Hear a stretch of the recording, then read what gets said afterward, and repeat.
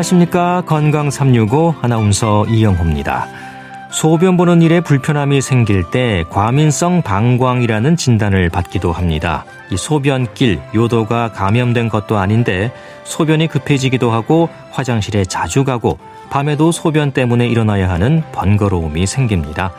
소변을 저장하고 배출하는 방광에 어떤 문제가 배뇨장애로 이어지는 걸까요?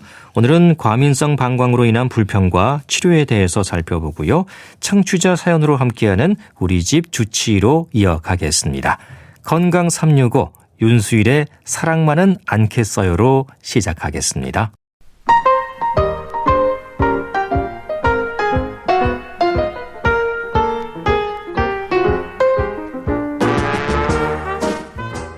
건강한 하루의 시작.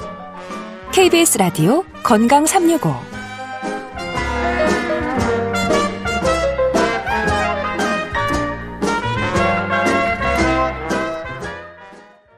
KBS 라디오 건강 365 함께하고 계십니다. 방광이 과민하다는 것은 어떤 의미일까요? 이 과민성 방광은 비교적 흔한 질환이고요. 재발률이 높은 것으로 얘기됩니다. 소변 보는 일에 이상이 생기는 일은 워낙 다양한 질환에서 지적되는 증상이어서 이 증상만 갖고는 과민성 방광을 의심하는 게 쉽지 않을 것 같기도 한데요. 과민성 방광, 어떤 상태를 말하는 건지 그 원인도 함께 알아보겠습니다. 한림대 성심병원 비뇨의학과 오철영 교수 연결합니다. 교수님 안녕하십니까? 네, 안녕하세요. 네, 과민성 방광 이게 흔한 질환이라면서요?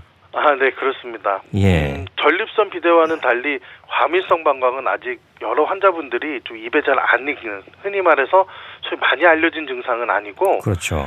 최근에 들어서 이제 많이들 이런 매스컴이라든지 보도라든지 이런 걸 통해서 좀 알려져 있는데요. 전립선 비대가 남성에게만 있는 배출 기능 장애라고 한다면 과민성 방광은 반대로 남녀 공이 겪을 수 있는 저장 기능의 장애를 의미합니다. 네. 과민성 방광이라는 이름에서 알 수 있듯이 방광이 굉장히 예민해지고 과민해져서 저장 기능에 이상이 오는 질환이다, 이렇게 말씀드릴 수 있겠습니다. 네, 전립선 비대증은 남성에게만 있지만 과민성 방광은 남녀 공이 있을 수 있다는 거고요. 네. 그냥 참고 지내는 경우도 많다고 그러더라고요. 그래서 진단이 늦어지는 경우도 흔하다면서요? 네, 그렇습니다. 제가 비뇨의학과 전문의로 근무를 하면서 가장 안타깝게 여기는 부분이 바로 이런 부분인데요. 예. 배뇨 기능에 대한 불편감은 사실은 겉으로는 잘 표시가 나지 않고 굉장히 어떻게 보면 본인만이 알 수 있는 굉장히 사생활의 영역 중에서도 그렇습니다. 굉장히 깊은 곳에 있죠. 말하기도 좀 쉽지 않은 부분도 있어요. 네, 맞습니다. 다른 분들에게 알려지면 괜히 더 창피한 질환 같기도 하고, 예. 고령의 환자분들 같은 경우에는 나이가 들면서 생기는 자연스러운 현상 아닌가, 이렇게 생각해 버리는 것도 현실입니다. 그래서인지 이런 과민성 방광과 같은 증상은 굉장히 악화됐을 때 병원을 찾는 경우가 많고, 제가 언제부터 이런 증상이 생기셨어요? 그러면 최소 10년에서 15년을 말씀하시는 분들도 있고요. 예. 이제까지 이거에 대해서 한 번도 진료를 받아보신 적이 없습니까? 라고 여쭤보면 처음에는 그냥 지내면 했고 이게 병이라고 생각 못했기 때문에 병원을 찾지 않았다, 이렇게 말씀하시는 분들이 여전히 많이 있습니다. 네. 그래서 진단도 늦어지는 경우가 많이 있고요. 그렇군요. 과민성 방광, 말 그대로 방광이 과민한 상태가 된다는 건데 어떤 걸 의미하는 건지, 방광이 과민하다, 얼른 이해가 잘 되진 않거든요. 네, 그렇습니다. 이 방광은 소변을 저장하는 물탱크와 같은 장소이죠. 예. 콩팥에서 만들어진 노폐물과 소변이 방광의 일정 부분 저장이 된 다음에 경우에 따라서는 3시간, 경우에 따라서는 4시간 간격으로 그걸 밖으로 배출해주는 저장소 같은 역할을 하게 됩니다. 이 저장소는 용적이 한 300에서 한 400 정도 되는데요. 그게 다 차기도 전에 아직 방광 용적이 남아있음에도 불구하고 방광이 꽉 찬 것처럼 느껴지거나, 네. 아니면 아직은 좀 더 방광을 용량을 더 늘려서 이완시켜야 되는데 나도 모르게 수축하면 저장 기능에 이상이 오게 됩니다. 예. 이렇게 저장 기능에 이상이 와서 방광이 굉장히 과민하고 예민해져 있는 상태, 이것을 과민성 방광이라고 합니다. 예. 저희 방송을 통해서 얼마 전에 전립선 비대증에 대해서 자세히 설명을 드렸었는데요. 그럼 이 과민성 방광과 전립선 비대증, 배뇨 증상으로 볼 때 어떤 차이가 있습니까? 네, 그렇습니다. 전립선 비대는 남성에게만 있는 배출 기능 장애입니다. 예.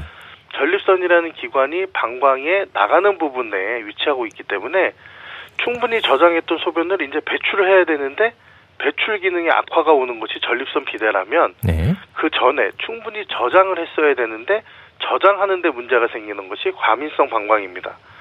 이렇게 방광은 저장과 배출 기능이 서로 양면성을 가지고 있어서 서로 유기적으로 저장할 땐 저장하고 배출할 땐 배출을 해줘야 되는데 이 두 가지 기능이 서로 영향을 주기도 하고요.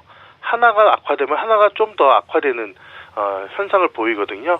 이렇게 배뇨 기능을 담당하고 있는 두 개의 축이 서로 망가졌을 때 복합적으로 나타날 수 있고 저장 기능 이상을 과민성 방광, 배출 기능의 이상을 전립선 비대 이렇게 말씀드릴 수 있겠습니다. 네. 그럼 환자가 느끼기에 두 질환의 증상이 좀 비슷할 수도 있습니까?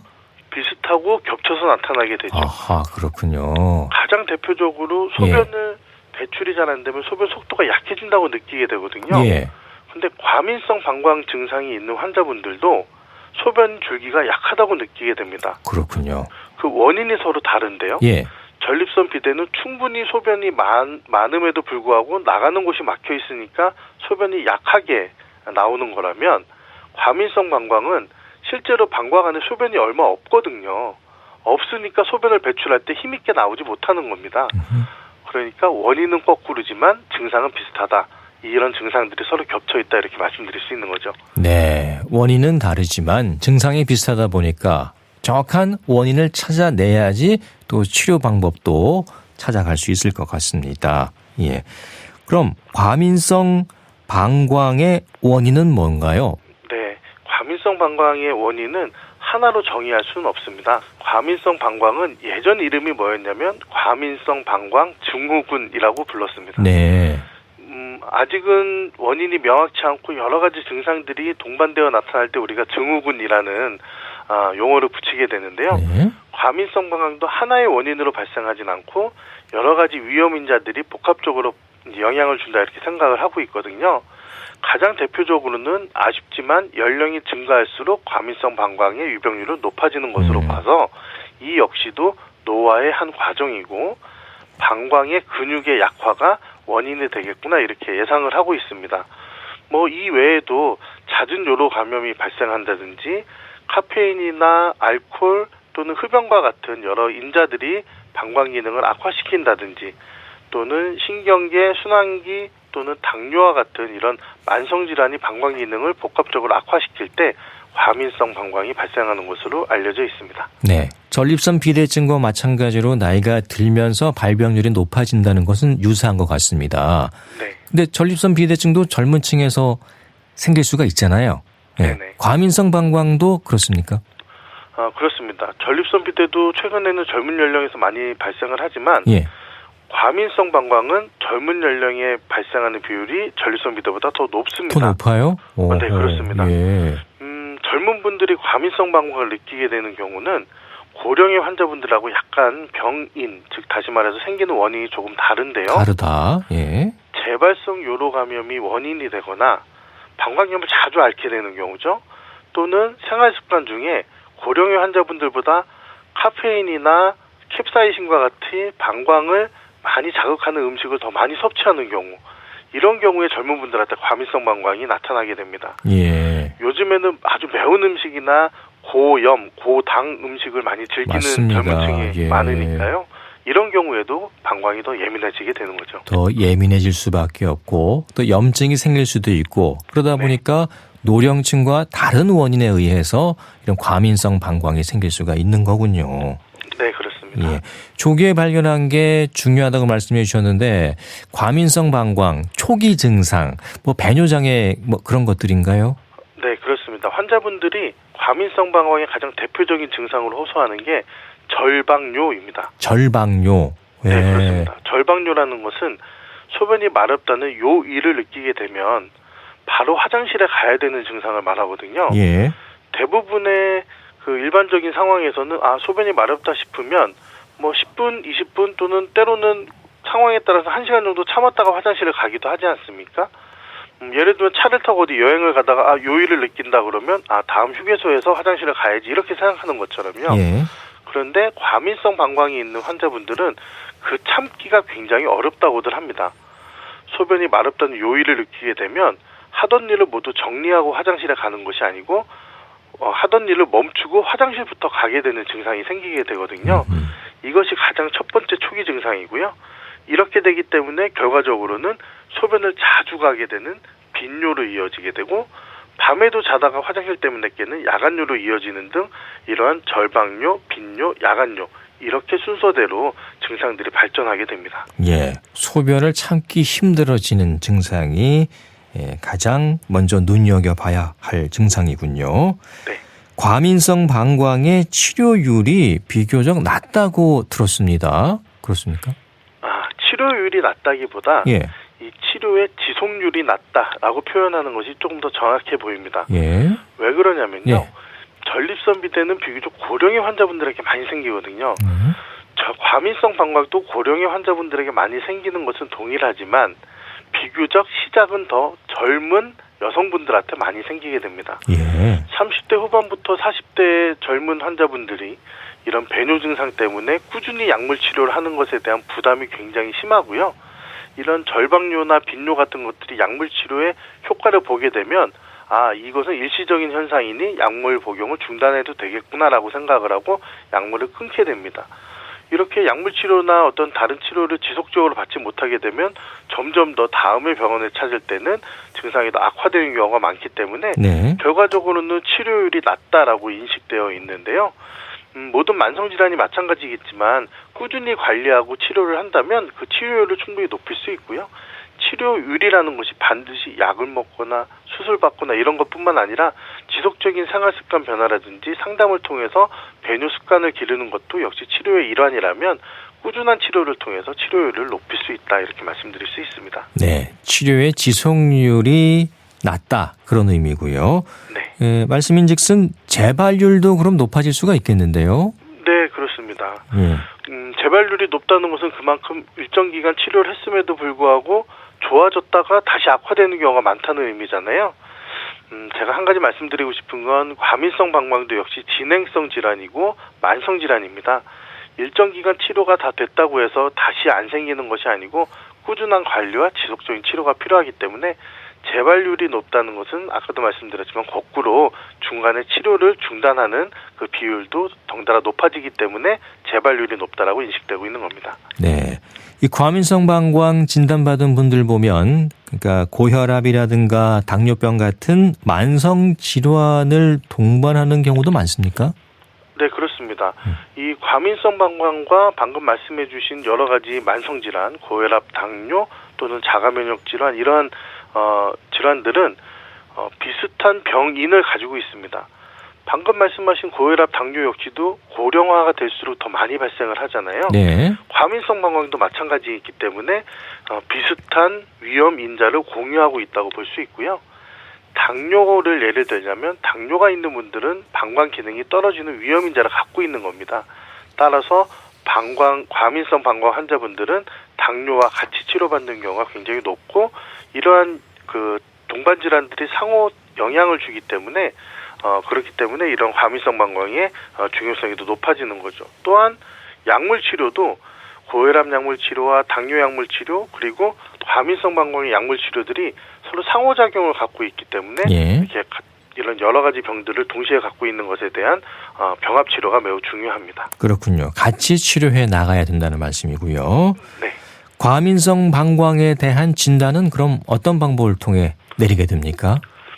과민성 방광은 과민성 방광과 같은 배뇨 증상은 다른 질환과 마찬가지로 본인이 얼마나 불편해하는가를 가장 중요하게 생각을 합니다. 네. 1차적인 진단은 환자에게 자가기입형 설문지를 작성을 하도록 안내를 합니다. 그 자가기입성 설문지 중에 가장 많이 사용을 하는 과민성 방광 증상 지수표라는 표가 있는데요. 네. 쉽게 말하면 얼마나 소변을 자주 보시는지, 얼마나 급하게 보는지, 밤에 깨는지 이런 것들을 종합적으로 설문화해 놓고 점수를 매겨서 몇 점 이상이면은 증상이 악화됐구나, 몇 점 이하면 경증이구나 이렇게 판단을 하게 되는데요. 요 설문지의 마지막 부분에 삶의 질 평가라는 걸 물어보게 됩니다. 예. 이런 상태로 지속이 된다면 어떻게 생각하십니까? 라고 했을 때 매우 불편하다부터 매우 만족한다까지 이렇게 과민성 방광의 진단은 자가기입형 설문지와 같은 주관적인 증상이 매우 중요하고요. 이렇게 주관적으로 불편하다는 분들을 대상으로 해서 배뇨일지, 소변 속도 잔류량 검사, 소변 검사 등과 같이 객관적으로 배뇨 기능을 평가할 수 있는 이런 검사들을 진행해서 진단할 수 있겠습니다. 네. 그 설문조사지 내용이 전립선 비대증과 상당히 비슷한 부분이 있네요. 네, 여러 부분은 겹치고요. 예. 실제로 전립선 비대에 사용하는 설문지를 과민성 방광 환자분들에게 동일하게 사용하기도 합니다. 예. 그 진단 검사, 특히 설문지 검사는 비슷하게 나올 수가 있고, 이게 이제 방광의 문제인 건지, 과민성 방광인지, 전립선의 문제인지는 좀 더 정밀 진단을 해봐야 알 수가 있겠군요. 네, 그렇습니다. 치료제의 효과는 어떻습니까? 과민성 방광의 약물 치료는 크게 두 가지 약제로 나눌 수가 있는데요. 두 가지, 네. 경부투약 약제로 항콜린제와 베타3가 항진제라는 두 가지 약제를 단독 혹은 병합해서 사용을 합니다. 네.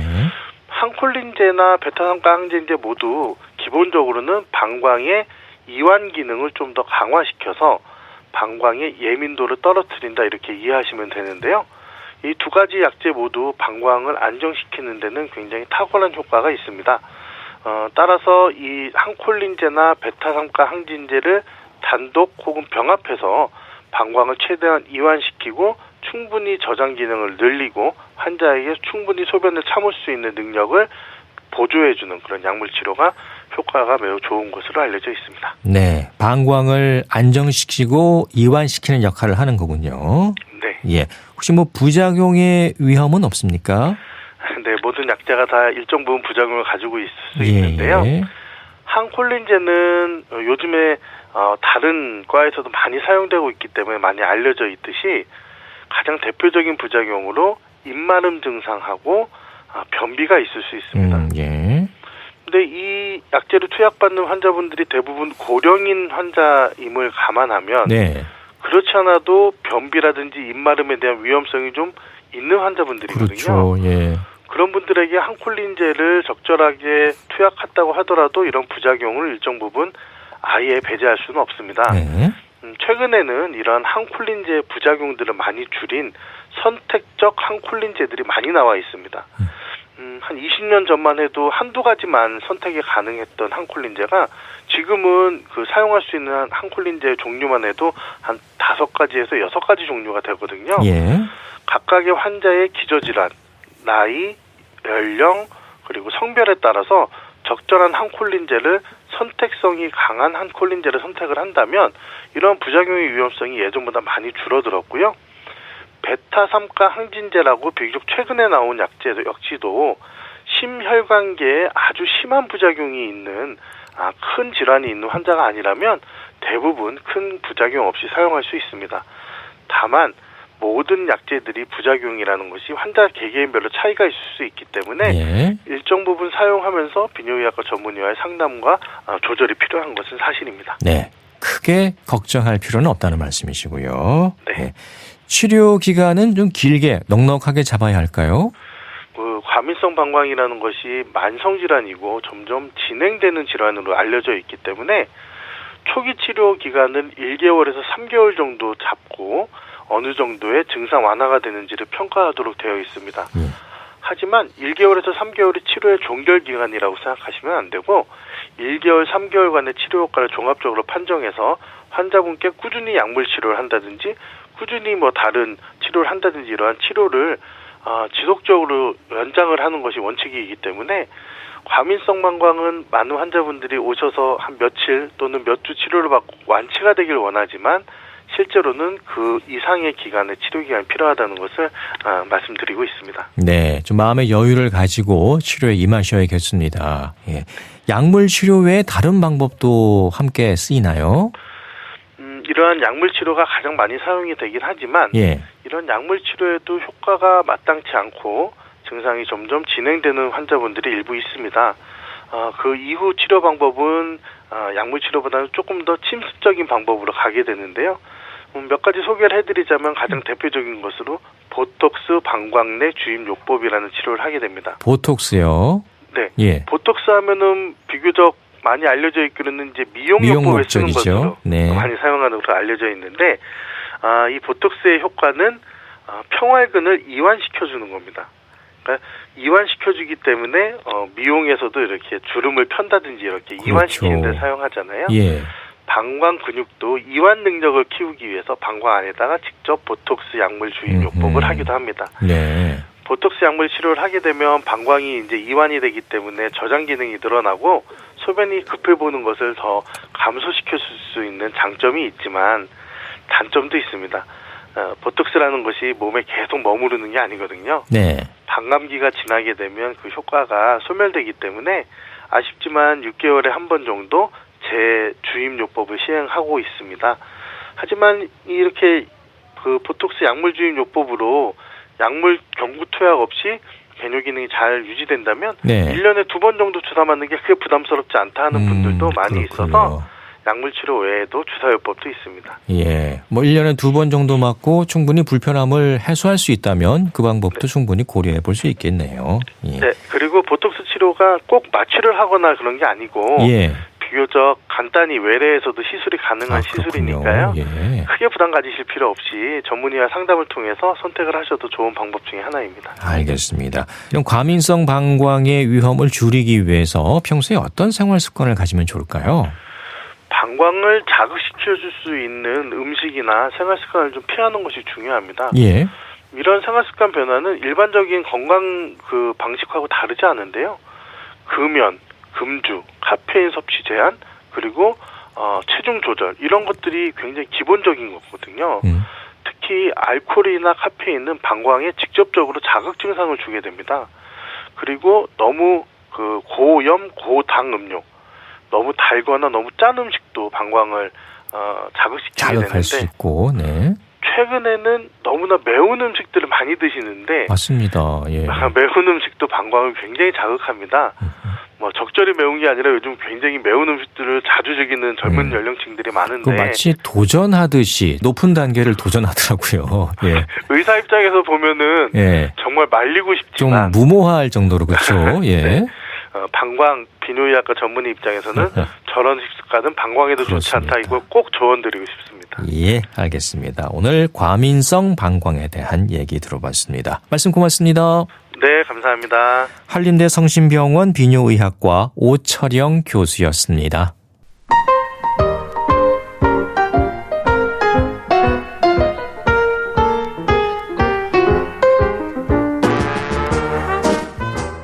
건강한 하루의 시작. KBS 라디오 건강 365.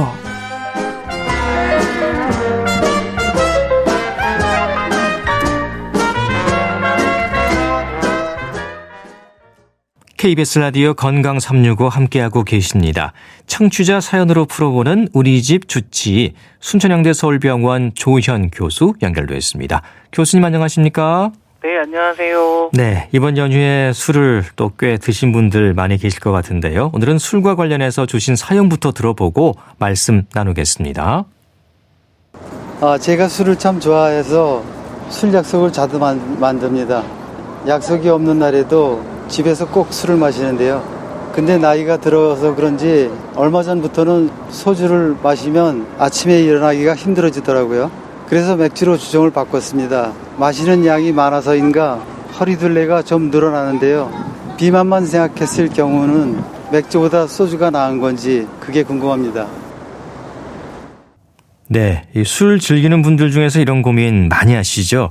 허리둘레가 늘어나는 것도 문제지만은 거의 매일 술을 드시는 게 더 큰 문제가 아닐까 싶습니다. 예, 맞습니다. 일단 술 같은 경우는 이제 드시는 그 양만큼 비례가 좀 위험성이 좀 증가하게 되거든요.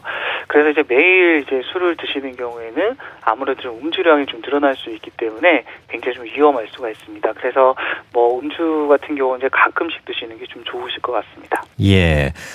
자, 적당히 술을 마시는 게 좋다고 뭐 얘기를 합니다만 그게 또 쉽지는 않잖아요. 예, 알코올 중독의 위험으로도 이어질 수 있고 어떻게 보십니까? 이게 매일 술을 드시고 계시거든요, 거의.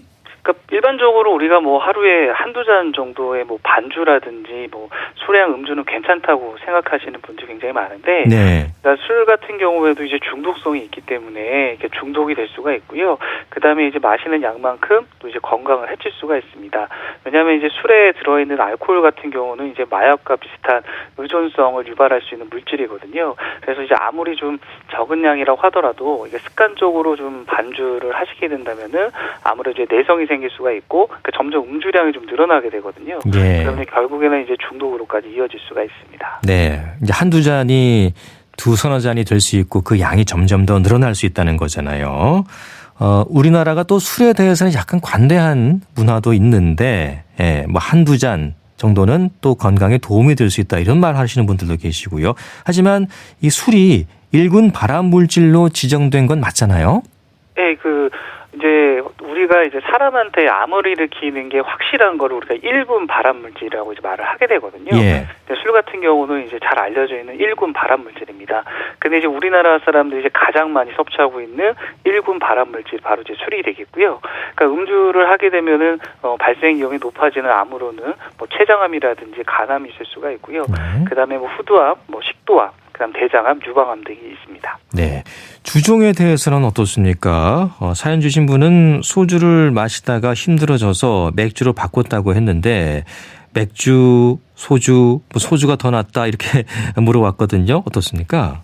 그러니까 뭐 술의 종류에 따라서 뭐 알코올 함량도 약간씩 다르고요. 그다음에 술에 들어있는 성분도 조금 다르기 때문에 우리가 이제 술의 종류에 따라서 이제 건강에 미치는 영향이 좀 다르지 않을까라고 생각할 수가 있는데, 그러니까 술이 주는 해로움 같은 경우에는 뭐 비싼 술이든 싼 술이든 그다음에 뭐 종류가 어떻든지 간에 그러니까 마시는 그 순수 알코올의 양에 비례하게 되거든요. 그래서 어떤 종류의 술이든 간에 많이 마시게 되면 굉장히 해롭다고 생각하시면 될 것 같습니다. 네, 도수가 낮은 술은 뭐 괜찮을 거다. 와인은 건강에 좋다고 하더라. 맥주는 그냥 음료수처럼 마셔도 된다. 이렇게 생각하는 경우도 있더라고요. 그죠. 와인 같은 경우에는 뭐 탄닌을 비롯해가지고 항산화 물질이 좀 많이 들어있다고 알려져 있기 때문에 적당량을 마시면 이제 건강에 좋다 이렇게 많이 생각을 하고 계십니다. 근데 이제 와인도 마찬가지로 이제 많이 드시게 되면은 이런 알코올이 주는 해로움을 우리가 긍정적인 부분을 넘어설 수가 있고요. 그다음에 우리가 약주라든지 그다음에 맥주처럼 좀 도수가 낮은 술이라든지 이런 것들을 좀 괜찮은 술이라고 생각하고 막 많이 마시는 경우가 있는데 이런 경우에도 마찬가지로 건강에 해롭습니다. 네. 술이 이제 1군 발암 물질이라고 말씀해 주셨는데 암 위험만 높이는 건 아니잖아요.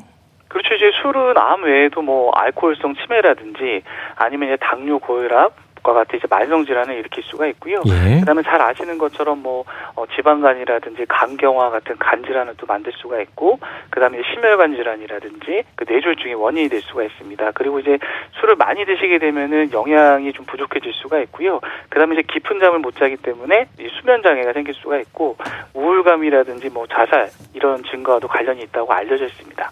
네, 질병 중에 술과 관련이 없는 건 거의 없는 것 같습니다. 예. 술 마시고 난 뒤에 숙취도 문제인데 숙취가 주는 건강상의 위험도 분명히 있죠. 그렇죠. 이제 숙취 같은 경우는 우리가 간에서 알코올을 분해할 때 이제 만들어지는 그 아세트알데하이드라는 물질 때문에 발생을 하게 되거든요. 근데 이제 너무 술을 과음하시게 된 경우에는 이 아세트알데하이드가 다 분해되지 못하기 때문에 뭐 메스껍다든지 두통이라든지 이런 걸 일으키게 됩니다. 근데 이런 숙취 상태가 장기간 반복되게 되면은 이제 신경계라든지 소화계, 뭐 면역계, 우리 모든 내장 기관에 영향을 미칠 수가 있거든요.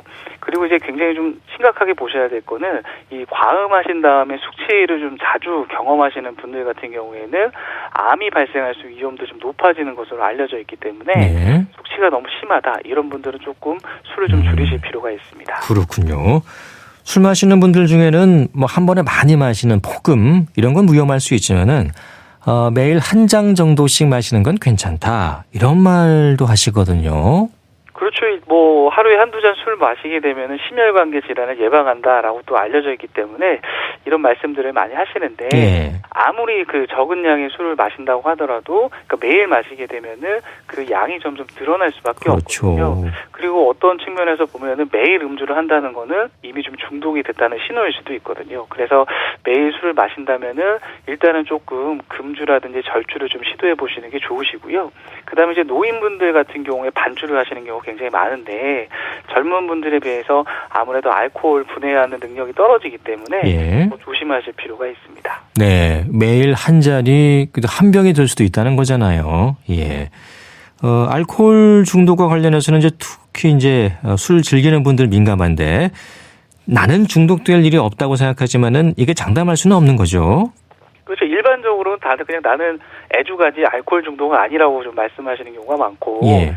마음만 먹으면 안 마실 수 있어요라고 많이 말씀들 하시는데 일단 그 간단하게 말씀드려서 알코올 중독이라는 거는 어떤 술로 인해서 일상생활에 어떤 문제가 생기는 걸 말을 하게 되거든요. 네. 그래서 뭐 술을 마시지 않는 경우에 우울감이라든지 불쾌감이 느껴지거나 그다음에 점점 마시는 양이 늘어나는 경우에는 알코올 중독의 위험성이 있습니다. 그래서 우리가 음주 횟수라든지 뭐 많이 마시는 양이라든지 이런 거에 따라서 알코올 중독인지가 결정되는 건 아니고요. 예. 이런 술에 대한 조절 능력이 없어졌는지에 따라서 우리가 알코올 중독을 이제 의심할 수가 있습니다. 그래서 우리가 술을 마시고 나서 그 다음날 기억이 좀 잘 안 난다든지 여러 가지 일상생활에 문제가 있는 경우라고 하면은 한 번쯤은 그 술에 대한 문제를 생각하실 필요가 있습니다. 예. 본인이 잘 모르는 상태에서도 그게 알코올 중독일 수도 있겠네요. 예, 맞습니다. 예.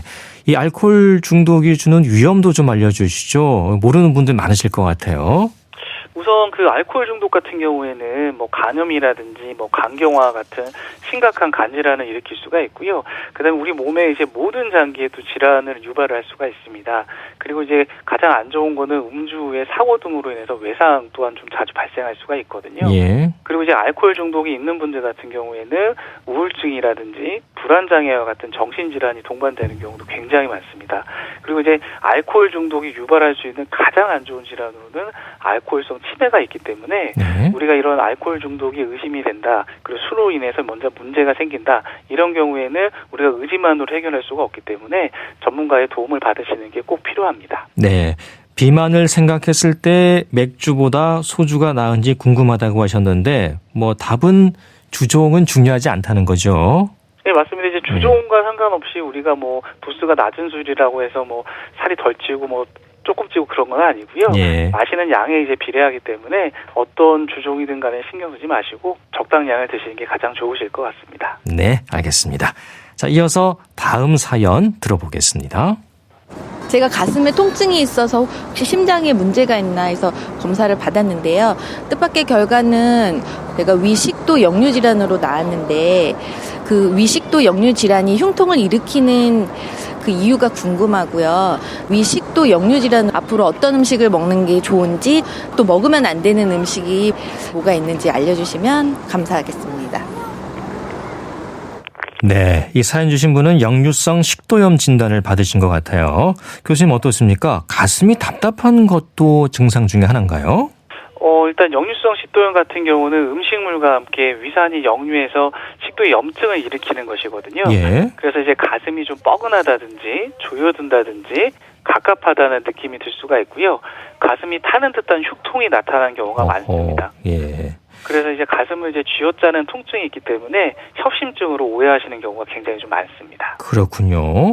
그 역류성 식도염의 증상으로 그 이빈 후과적인 증상, 그러니까 목에 이물감이 느껴진다든가 그런 것도 있을 수 있죠.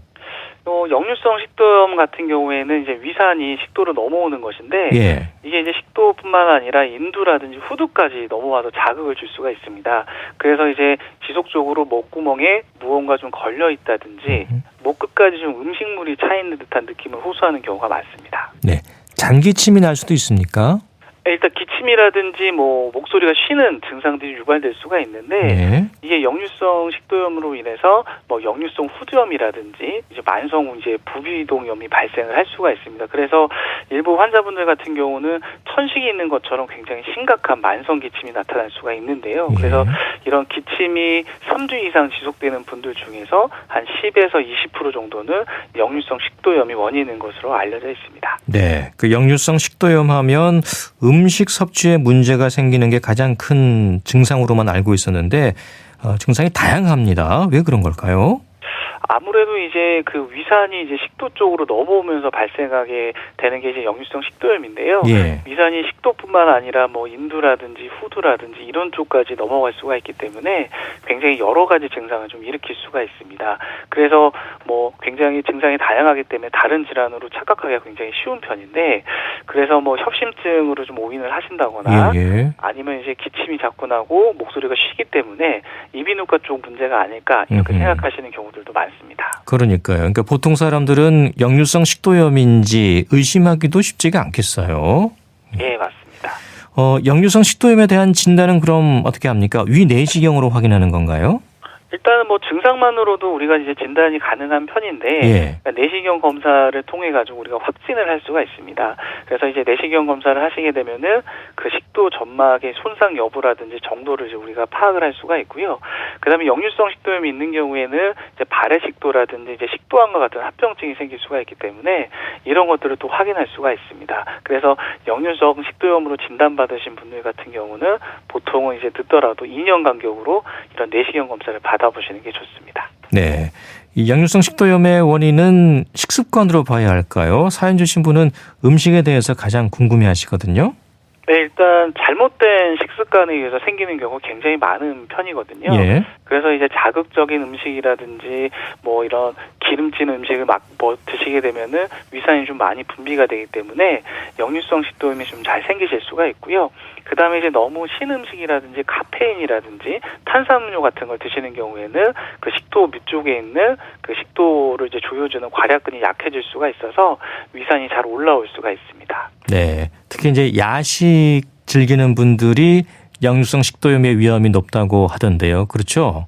네, 일단 야식을 드시게 되면은 이 역류성 식도염 증상이 좀 악화된다고 보시면 되겠고요. 예. 그래서 이제 주무시기 전에 음식을 섭취하는 걸 좀 피하셔야 되는데, 왜냐면 음식을 드시고 나서 적어도 한 2시간에서 3시간 정도는 이제 누우시게 되면은 증상이 심해지기 때문에 이걸 좀 피하셔야 되고요. 그 음식을 드시고 나서는 최소한 그 3시간 정도는 가벼운 활동을 하시고 주무시지 않는 게 좋습니다. 네. 그러니까 식사 후에 바로 눕는 습관이 식도염의 위험을 높인다는 거잖아요. 네, 그러니까 엎드리거나 예. 뭐 식사 후에 바로 이제 들어 눕거나 하는 습관은 이제 가장 좋지가 않습니다. 그래서 식사 후에 누우시는 것보다는 소파에 좀 기대어 계신다든지 예. 아니면 약간 좀 걸어 다니시는 게 조금 더 좋으시고요. 그다음에 이제 역류성 식도염이 있어가지고 밤에 증상이 있는 분들 같은 경우에는 밤에 주무실 때도 베개를 이용해서 상체를 살짝 올린다든지 아니면 왼쪽으로 좀 기울어서 자는 자세를 취하시게 되면은 증상을 좀 좋아지게 할 수가 있습니다. 네, 왼쪽으로 눕는 게 더 좋은 건 왜 그렇습니까? 아무래도 이제 오른쪽으로 누우시는 것보다 왼쪽으로 눕게 되면은 그 역류 자체가 좀 덜해지기 때문에 예. 이렇게 좀 누우시는 게 좀 좋습니다. 예. 역류성 식도염 치료는 약물로 하는 건가요? 일단 적절한 약을 이제 드시게 되면 좀 치료가 좀 잘 되는 편이기 때문에 네. 이런 위산 분비를 맞는 약물을 좀 복용을 하시게 되고요. 근데 이런 약물로 치료가 잘 안 되는 난치성 역류성 식도염이 있는 경우가 있는데 예. 이런 경우에는 이제 시술이라든지 뭐 수술적 치료를 고려를 해볼 수가 있습니다. 예. 약물 치료를 하면 비교적 잘 치료가 이루어지나요? 일반적으로는 한 2달 정도 치료하면 거의 다 치료가 되는 편입니다. 예. 주로 어떤 약이 처방됩니까? 그러니까 위산이 이제 문제이기 때문에 그 위에서 위산 분비를 이제 줄여주거나 억제해주는 이제 약물을 복용을 하게 됩니다. 네. 복용 기간은 그럼 2달 정도로 봐야 될까요? 얼마나 됩니까? 그러니까 이게 개인마다 조금씩 다를 수가 있는데요. 그러니까 증상이 조금 가벼운 경우에는 1, 2주 정도 약물 치료를 진행하고 생활 습관을 이제 교정을 하게 되면은 좋아지는 편이고요. 예. 그다음에 증상이 심하신 분들 같은 경우는 그러니까 2달 정도 이제 치료 기간을 좀 잡으셔야 되고요. 네. 그다음에 얘 같은 경우에는 재발을 좀 잘하는 편이기 때문에 또 지속적으로 좀 관리를 해주실 필요가 있습니다. 네, 치료 기간을 좀 넉넉하게 잡아야겠고요. 치료가 약물로 잘 되지 않는 경우도 많이 있습니까? 이게 우리가 이제 역류성 식도염 같은 경우는 이제 치료 목표 자체가 이제 완치는 아니고요. 네. 그러니까 증상 완화가 이제 목표이기 때문에 생각보다 좀 재발이 좀 잘 되시는 편이고요. 예. 그다음에 이제 구조적으로 문제가 있다든지 약물의 반응도가 좀 떨어지는 경우에는 치료 효과가 좋지가 않기 때문에 시술이라든지 아니면 이제 수술 같은 치료 요법을 받으시는 분들도 꽤나 있습니다. 예, 치료가 잘 되면 좋은데 치료가 잘 되지 않는 경우는 이제 수술까지도 고려해야 한다는 건데요. 수술은 어떤 방법으로 이루어지는 건가요?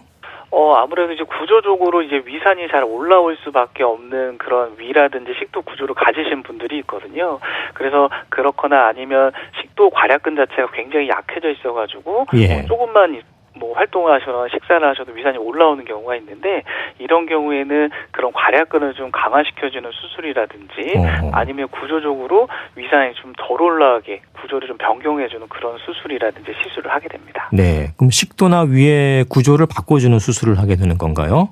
네, 맞습니다. 왜냐하면 아무래도 구조적으로 복압이라든지 이런 게 올라갈 때 눌리면서 위산이 좀 잘 역류하시는 분들이 있거든요. 예. 그럴 때는 조금 위치를 변경해 준다든지 횡격막 아래로 내려준다든지 이런 방법을 사용할 수가 있습니다. 네, 그런 수술을 하는 경우는 그렇게 많지는 않겠죠?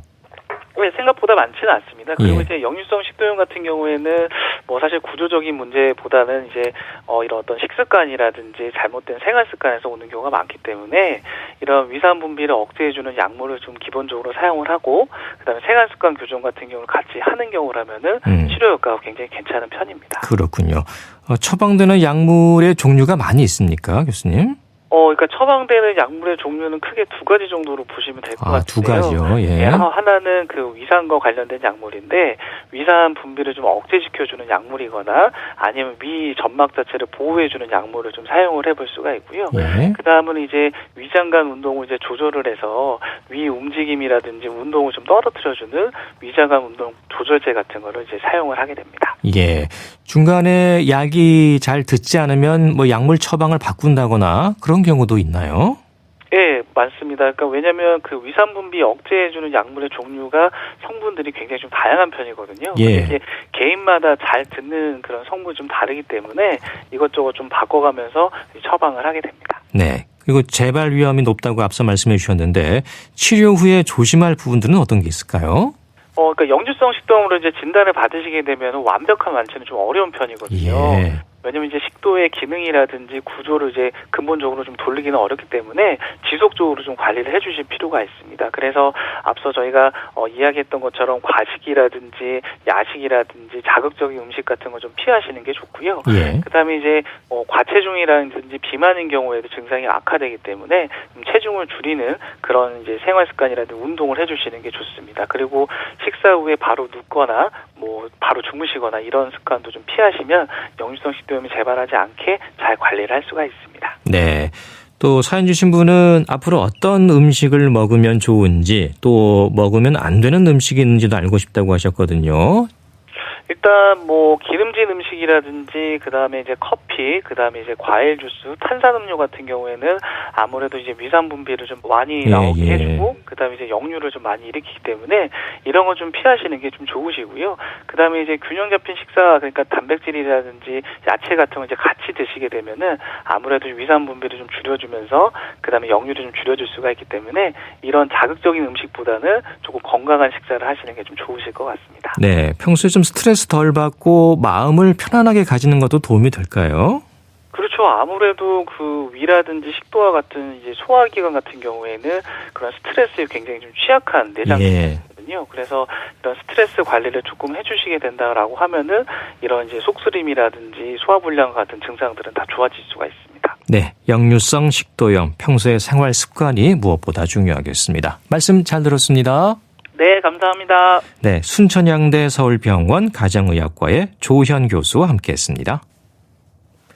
KBS 라디오 건강 365 칼라 보노프의 Water is Wide 들으면서 모두 마치겠습니다. 지금까지 아나운서 이영호였습니다. 고맙습니다.